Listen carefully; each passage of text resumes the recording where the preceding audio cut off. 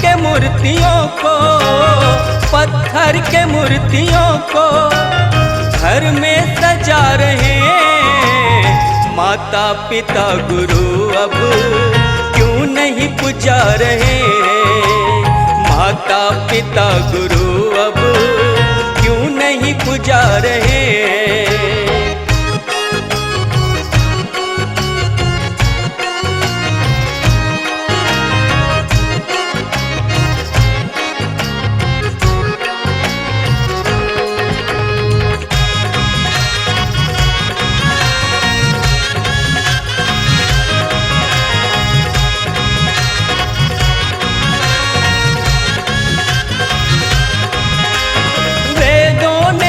बताया गीता ने है सुनाया, वेदों ने है बताया, गीता ने है सुनाया।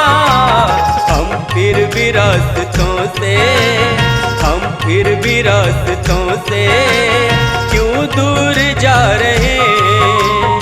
हम फिर भी रास्तों से क्यों दूर जा रहे हैं। माता पिता गुरु अब क्यों नहीं पूजा रहे हैं।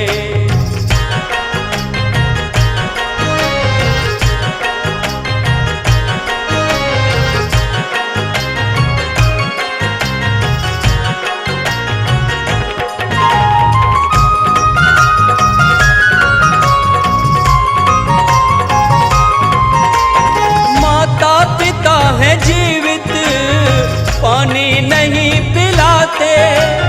माता पिता हैं जीवित पानी नहीं पिलाते। मरने के बाद उनका, मरने के बाद उनका फोटो सजा रहे हैं।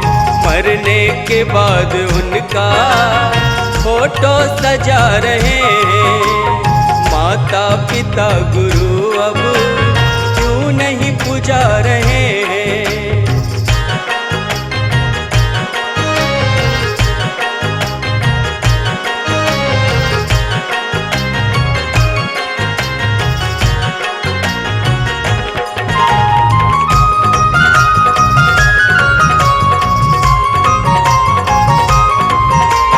रच रच के गढ़ते मूर्ति दुर्गा गणेश काली। रच रच के गढ़ते मूर्ति दुर्गा गणेश काली। करके करोड़ खर्चा, करके करोड़ खर्चा पानी में डुबा रहे हैं। करके करोड़ खर्चा पानी में डुबा रहे हैं। माता पिता गुरु अब क्यों नहीं पूजा रहे हैं।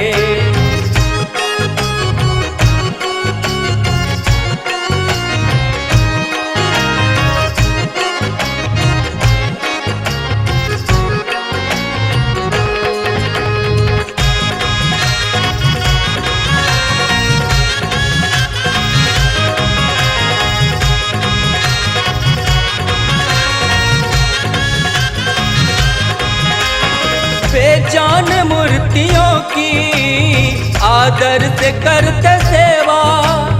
वे जान मूर्तियों की आदर से करते सेवा।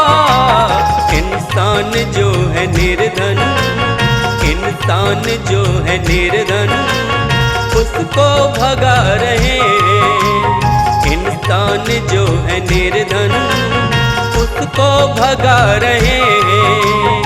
पत्थर के मूर्तियों को, पत्थर के मूर्तियों को घर में सजा रहे हैं। माता पिता गुरु अब क्यों नहीं पूजा रहे हैं।